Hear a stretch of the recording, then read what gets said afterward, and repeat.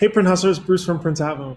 We're releasing payment terms this weekend for everybody to use. This is a brand new feature that allow you to be able to keep track of your receivables a lot better. So you're going to be able to create payment terms that you can store on a customer and on an order.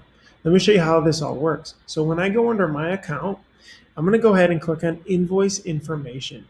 At the very bottom of this page, you're going to see payment terms. And this is where you can create payment terms to be able to be used. We've just got a net 15 and net 30. If you don't do anything with terms, just leave it blank and you won't need to use it anywhere in the application.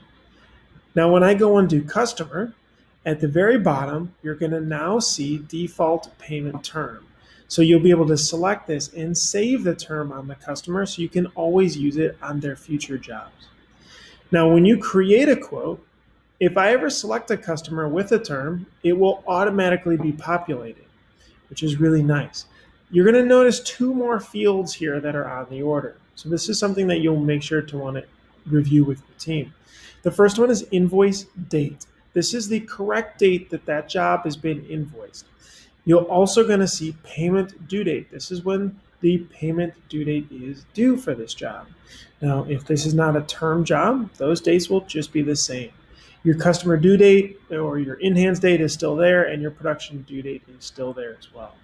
Now, what happens is on the invoices page, you're going to see this receivables report up at the top. This is based on your payment due dates now.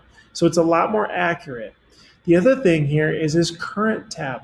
This is your work in progress. These are how many invoices that you're currently working on in progress that haven't been sent out, and the payment due date has not passed.